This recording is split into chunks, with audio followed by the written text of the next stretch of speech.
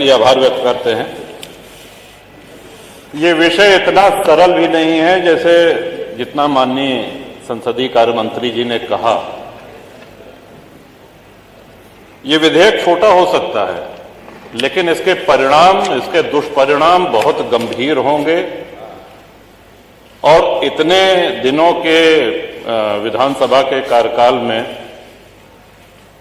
जब भी विधेयक आते हैं तो सत्ता पक्ष एकमत होता है और विपक्ष उसके विरोध में होता है। मैं सिद्धार्थनाथ जी और हर्ष जी को भी आभार व्यक्त, इन्होंने सही तस्वीर रखी है, ये अपनी पार्टी के हित के विषय में सोच रहे हैं। पहली बात जो एक ये कहा गया कि साहब ये स्वतंत्रता सेनानियों की भूमि है, एकाध अपवाद हो सकता है।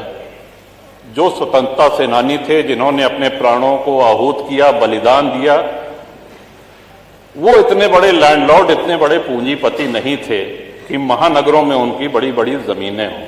और ये प्रकरण सिर्फ प्रयाग अकेले तक ही सीमित नहीं है, इसमें काशी है, इसमें अयोध्या है, इसमें मेरठ है, इसमें गाजीपुर है, गोंडा है, कहां नहीं है, कानपुर है, सीतापुर है।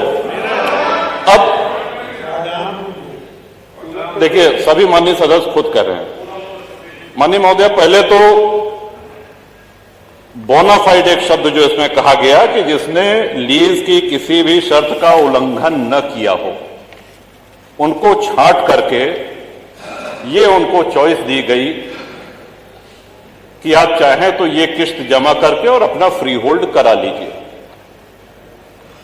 ये लगभग, अगर हमको स्मरण आ रहा है तो 2002-2003 से ये होना शुरू हुआ। लोगों ने अपनी किस्त जमा कर दी, एक किस्त दी, 2 किस्त दी, 3 किस्त। अब उसके बाद सरकार ने कहा कि हम अब आपकी किस्त नहीं लेंगे।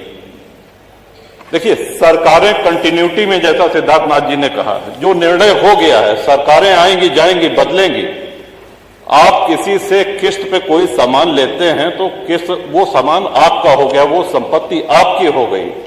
अब आप ये नहीं कह सकते कि नहीं, वो जो 15 साल पहले या 20 साल पहले या 25 साल पहले जो तुमने किस्त दी थी, ये पकड़ो अपनी किस्त और भूल जाओ इसको।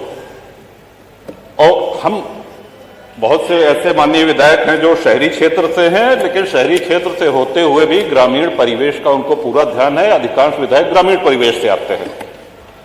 अब जो गांव बसे हुए हैं, माननीय अधिष्ठाता महोदय, हम भी ये जानकारी चाहते हैं कि गांव जो बसे हुए हैं, क्या वो लोग अपनी भूमिधरी में घर बनाए हैं?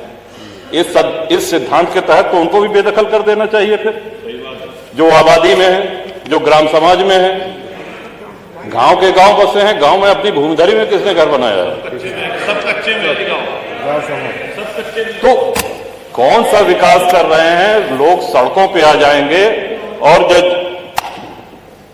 उस समय अंग्रेजों के बंगले, अगर प्रयाग की ही बात की जाए, तो सिविल लाइंस में भारतीयों को घर लेना निषिद्ध था, मना था। वहां सिर्फ अंग्रेज रह सकते थे।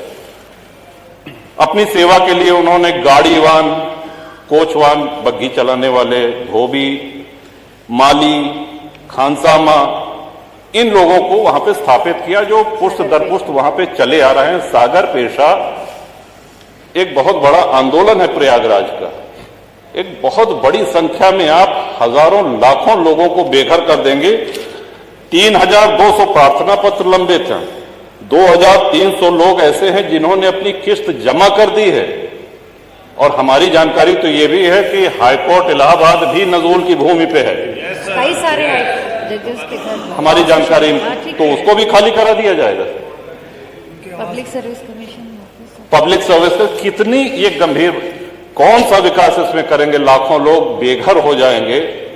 और मैं नहीं समझ पा रहा हूं कि किस मजबूरी में, किसके कहने पर, किन अधिकारियों की फीडिंग पर यह ले आया गया है। ये कहीं से भी न जनहित में है, न विपक्ष के हित में है, न सत्ता पक्ष के हित में है, ये किसी के हित में नहीं है। आप सारे विधायकों की आप पीड़ा, उनका जो मर्म है, उसको समझने का प्रयास करें।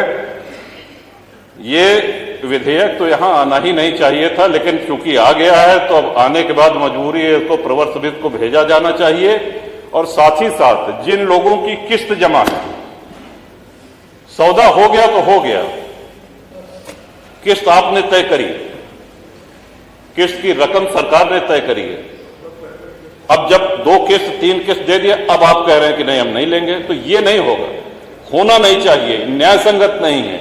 और जिनकी लीज एक्सपायर हो गई है, जब अंग्रेज लीज रिन्यू कर सकते थे, तो क्या हमारे स्वतंत्र भारत में एक लोक हितकारी सरकार क्या लीज रिन्यू करके उनको वहां बसाए रखने की जिम्मेदारी सरकार की नहीं है? सबको बेघर करके भगा देंगे? कौन सा विकास हो रहा है? उनके पुनर्वास के लिए, उनको पुनर्बसाने के लिए कोई इसमें उल्लेख नहीं। गोलमोल भाषा में कहा गया है कि यदि सरकार करना चाहे तो करे। इसमें महोदय बहुत बड़ी क्रांति हो जाएगी, लोग सड़कों पे आ जाएंगे, हाहाकार हो जाएगा पूरे प्रदेश में। ये विषय बहुत ही जटिल है, बहुत ही संवेदनशील है। तो इन्हीं शब्दों के साथ मैं आशा करता हूं कि सरकार पुनर्विचार करे, प्रवृत्ति समिति को भेजे, और जो लोग जहां बसे हैं उनको किसी भी हालत में वहां से बेघर न किया जाए। जो फ्री होल्ड के क्रम में है फाइलें, उनको शीघ्र समयबद्ध निस्तारण किया जाए, उनकी शेष किस्त लेके, और जो लीज खत्म होने के कगार पे हैं उनकी लीज रिन्यू की जाए।